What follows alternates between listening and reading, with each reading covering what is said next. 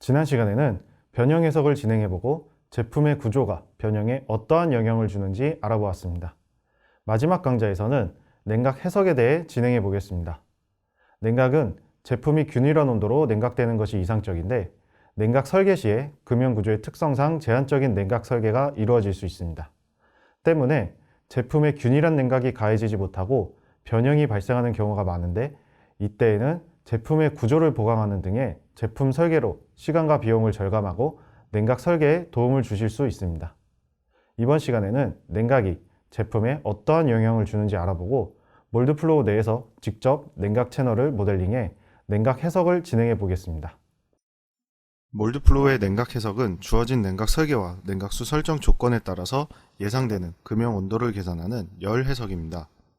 유동 해석에서는 금형 온도가 설정된 값이 일정한 것으로 가정하고 해석하지만 실제에서는 냉각 설계와 냉각수의 설정 조건에 따라 금형 온도는 달라지며 이것이 유동 해석과 변형 해석에 반영되어야 합니다. 금형 온도는 표면 광택도, 수축률, 잔류 응력 등에 영향을 줍니다. 특히 캐비티와 코어의 금형 온도 편차는 잔류 응력을 증가시켜 변형을 일으키는 주요한 요소입니다. 또한 금형 온도는 사이클 시간에 영향을 줍니다. 따라서 적절한 냉각 시스템 설계와 냉각수 조건 설정은 제품을 균일하고 빠르게 냉각하여 제품 품질과 생산성을 동시에 향상시킬 수 있습니다. 금형 온도는 성형을 시작하는 순간에는 차가운 금형으로 인해 온도가 상당히 낮지만 성형을 지속적으로 수행하면 점차 높아져 일정 온도가 유지되는 정상 상태에 도달합니다. 몰드플로우에서는 이러한 금형 온도의 변화를 모두 해석에 반영하지 않습니다. 다만 금형 온도가 정상 상태에 도달하였을 때 한 사이클의 온도를 계산하여 반영합니다. 냉각수가 금형에서 빠져나가는 출수 온도가 입수 온도보다 2에서 3도 이상 상승하면 바람직하지 않습니다. 온도 차이가 심할 경우 제품 영역에 따라 금형 온도 편차가 커지고 결국 수축률 편차를 유발합니다. 사출 성형에 의한 열 가소성 플라스틱 제품 생산에 있어서 냉각 시간은 전체 사이클 시간의 3분의 2 이상을 차지합니다. 따라서 균일한 금형 온도가 되도록 적절한 냉각 회로 설계는 냉각 시간을 줄여서 전체적인 생산성을 증가시킵니다. 또한 균일한 냉각은 잔류 응력을 줄이고 치수 정확도 및 안정성을 유지함으로써 품질을 향상시킵니다. 금형 구조상 직선 냉각 채널 설계가 불가능한 부분은 배풀, 버블러와 같은 대체 냉각 장치를 사용하여 금형 온도를 균일하게 할 수 있습니다. 배풀은 냉각 채널에 수직으로 가공되어 중간판을 이용해 냉각 채널을 두 개의 반원으로 나눈 형태입니다. 냉각수는 냉각 채널로부터 배풀의 한쪽 반원으로 흘러들어가 반대쪽 반원으로 흘러나옵니다. 버블러는 중간판을 관으로 대체한 것 외에는 배풀과 동일합니다. 냉각수는 냉각 채널에서 버블러의 중앙관으로 흘러들어가 바깥 관으로 흘러나옵니다. 그럼 지금부터 냉각 해석 과정을 진행해보고 해석 결과를 분석해보도록 하겠습니다. 먼저 냉각 채널을 모델링해 보겠습니다. 몰드플로우에는 두 가지의 방법을 이용해 냉각 채널을 모델링하는 방법이 있습니다. 첫 번째 방법은 먼저 커브를 그리고 해당 커브의 채널 속성을 부여해 메쉬로 만드는 방법입니다. 두 번째 방법은 냉각 회로 마법사를 이용해 모델링하는 방법이 있습니다. 그럼 먼저 첫 번째 방법으로 모델링을 진행해 보겠습니다. 지오메트리 탭에 커브 크리에이트 라인을 선택합니다.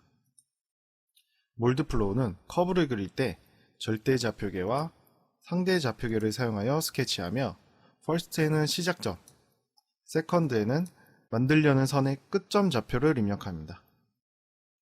X, Y, Z 좌표는 각각 띄어쓰기로 구분할 수 있습니다. 먼저 first에 -100, -150, 80을 입력합니다. 다음 좌표계는 상대 좌표계 relative를 체크해 줍니다. 세컨드에는 500을 입력합니다. 보시는 것처럼 좌표계 중 뒤쪽 좌표계의 값이 0일 경우 생략 가능하며 방향은 우측 하단에 좌표계 그래픽을 확인해 방향을 확인할 수 있습니다. 현재 입력한 값은 first 위치에서 X축 방향으로 500mm만큼의 길이를 가진 커브를 그리도록 하는 설정입니다. 어플라이를 누르면 세컨드의 절대 좌표점이 퍼스트에 자동으로 입력되어 세컨드에만 값을 입력하면 연속적으로 커브를 그릴 수 있습니다. 다음은 Y축 방향으로 60의 커브를 그려보겠습니다. 세컨드에 0, 60을 입력한 후 어플라이를 누릅니다. 계속해서 세컨드에 마이너스 500을 입력합니다. 이런 식으로 사용자가 연속해서 냉각 채널 커브를 그릴 수 있습니다. 다음은 커브에 냉각 채널 속성을 부여해 보도록 하겠습니다. 스케치한 커브 선택 후 프로퍼티에 어사인을 클릭합니다. 다음 뉴를 클릭 후 채널을 선택합니다. 채널 옵션에서 좌측은 채널의 형상을 선택할 수 있고 오른쪽에는 채널의 크기를 입력할 수 있습니다. 확인을 눌러 설정을 완료합니다. 다음 메쉬 탭에 제너레이트 메쉬를 이용해 메쉬로 만들어줍니다.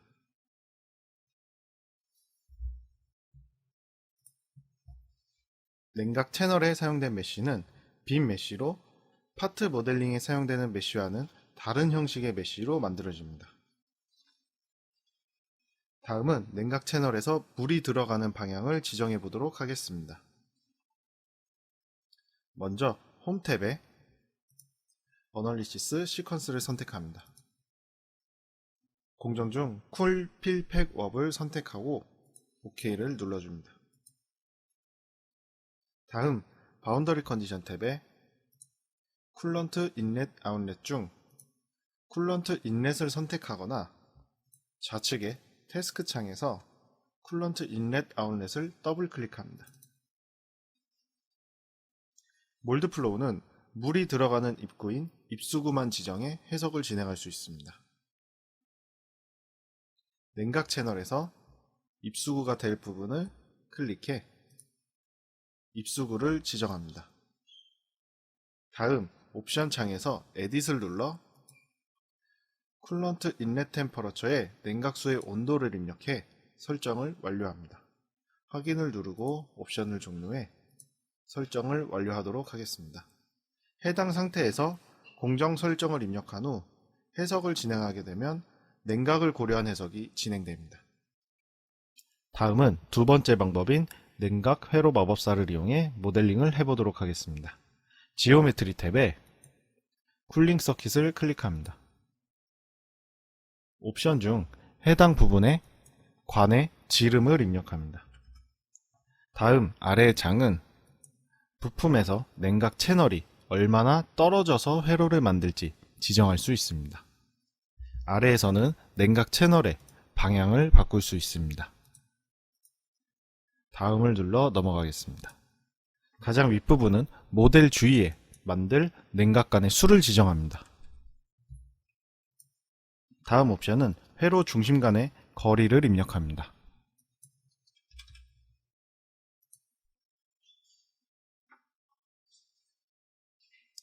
다음은 냉각관의 길이를 입력하는 부분입니다. 해당 부분에 입력되는 값은 부품 끝단에서 얼마나 넘어서 연장되는지를 지정합니다.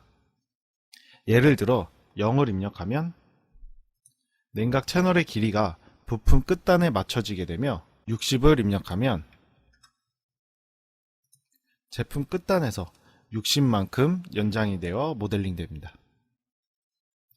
예제에서는 60을 입력하고 마침을 클릭하겠습니다. 마침을 클릭하면 자동으로 냉각 채널이 빔 메쉬로 만들어지고 입수구가 자동으로 지정되어 보다 쉽게 냉각 채널을 모델링할 수 있습니다. 다음 공정 설정 후 해석을 진행해 보도록 하겠습니다.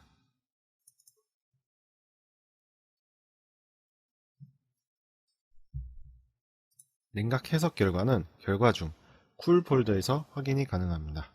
이 중 주요 결과만 확인해 보도록 하겠습니다. 첫 번째 서킷 쿨런트 템퍼러처 결과는 냉각 채널의 온도 결과를 보여줍니다. 보통의 경우 이 냉각수 온도는 사용자가 지정한 온도보다 2도에서 3도 이하로 상승할 수 있게 관리하고, 이 범위 이상으로 상승할 경우 냉각 채널을 분할하여 설계하는 것이 바람직합니다. 다음은 템퍼러처 몰드 결과를 확인해 보도록 하겠습니다. 템퍼러처 몰드 결과는 냉각수 조건에 의해 예상되는 금형 온도를 나타냅니다. 금형 온도는 웰드라인과 사이클 시간, 변형에 크게 영향을 주어 관심 있게 보아야 할 결과입니다. 다음은 다른 예제를 통해 냉각이 제품에 어떠한 영향을 주는지 확인해 보도록 하겠습니다. 좌측은 배풀이 적용되지 않은 제품이며 우측의 제품은 배풀을 적용해 조금 더 효율적인 냉각을 할 수 있도록 모델링 되었습니다. 고화 시간 결과를 확인해 보면 배풀을 적용한 제품이 더 빠른 시간 안에 고화가 되어 사이클 타임이 줄어든 것을 확인하실 수 있습니다. 또한 변형 결과에서도 배풀을 적용한 제품의 변형이 더 적게 발생한 것을 확인하실 수 있습니다. 이처럼 냉각이 제품의 사이클 시간과 변형에 크게 영향을 미치는 것을 확인하실 수 있습니다. 이번 예제는 같은 제품에 같은 냉각 채널을 적용하고 리브의 구조를 변경한 모델입니다. 리브가 없을 때와 리브가 있을 때의 변형 결과도 많이 차이가 나지만 리브의 형상에 의해서도 차이가 나는 것을 확인하실 수 있습니다. 부득이하게 냉각 채널을 변경하지 못하는 경우 제품 설계 변경을 통해 변형을 개선할 수 있지만 리브의 형상도 영향을 미치므로 이에 주의해서 설계에 적용하는 것이 바람직합니다. 그럼 이것으로 모든 강좌에 대한 강의를 마치겠습니다. 지금까지 몰드플로우의 기본적인 사용 방법과 해석 결과 분석 방법에 대해 짧게 알아보았는데 잘 이해가 되셨는지 모르겠습니다. 제품 설계를 담당하시는 분들께 조금이나마 도움이 되는 강의였으면 좋겠습니다. 강좌 중 이해가 어려운 부분이 있거나 기타 몰드플로우에 대해 궁금하신 부분은 저희 바스로 연락 주시면 자세히 안내해 드리도록 하겠습니다. 긴 강의를 들어주신 분들께 깊은 감사의 말씀을 드리며 이만 마치도록 하겠습니다. 감사합니다.